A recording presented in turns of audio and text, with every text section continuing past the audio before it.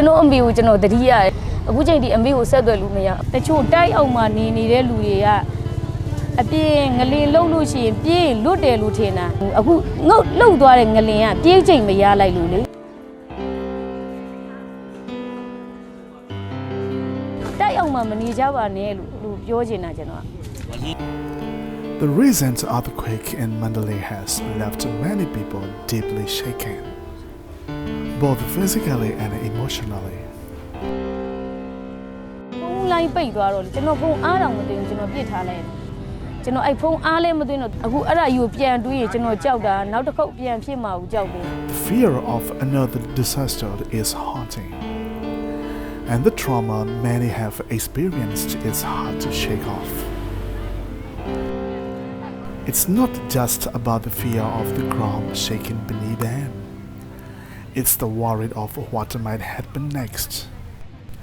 and the uncertainty that lingers in their hearts. ပြီးကြော်လေဒါကြီးကဘလောက်ရှည်ရေးရှည်ပြီးသွားဦးမှလဲလို့အဲ့ဒါကြောက်နေတာဆိုမနေ့ကတော့တစ်ချက်လှုပ်လိုက်သေးတယ်အဲ့ရနိုးခါသာတစ်ချက်လှုပ်တယ်အဲ့ဒါလည်းပြီးကြော်တော့တချို့တိုက်အောင်မှနေနေတဲ့လူတွေက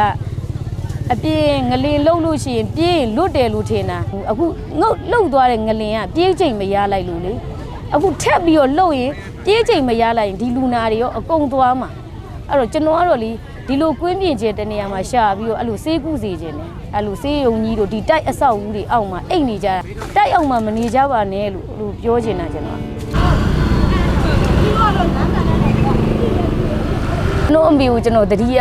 ကျွန်တော်အမေနဲ့အမနဲ့နှစ်ယောက်တည်းတက်ထဲမှာနေအခုမိထီလာတရားကြီးကနှစ်ပိုင်းကျိုးသွားတယ်အခုချိန်ဒီအမေကိုဆက်သွယ်လို့မရအမေကတော့သူ့ကိုပြစ်ထားတယ်လို့တော့ထင်မှာကျွန်တော်အဲ့လိုပြစ်ထားတာတော့မဟုတ်ဘူးဒါမျိုးမကြုံကြပါစေနဲ့လို့အဲ့လိုကလေးတွေရောလူကြီးတွေရောအားလုံးလွတ်ကြပါစေဒါပေမဲ့အဓိကကတော့ကိုယ်နှလုံးသားကိုအတက်နိုင်ဆုံးအဖြူစင်ထားနိုင်ဖို့အကောင်းဆုံးပဲနှလုံးသားဖြူဖြူစင်စင်ထားနိုင်ဖို့အဲ့ဒါမှဘုရားသခင်ကစောင့်ရှောက်မှာနော်ဘာလို့ဆိုဘာသာတိုင်းရဲ့အလားရှင်စောင့်ရှောက်မယ်ဘုရားသခင်ကစောင့်ရှောက်မယ်မြတ်စွာဘုရားစောင့်ရှောက်မယ်ဒါသူယုံကြည်ရယုံကိုးကွယ်ကြရတယ်နော်ဒါပြောလို့မရဘူးဘာသာရေးဆိုတာအဲ့လိုမျိုးစောင့်ရှောက်ကြပါသည်လို့အတက်နိုင်ဆုံးနှလုံးသားကိုဖြူဖြူစင်စင်ထားကြပါလို့အဲ့လိုပဲပြောချင်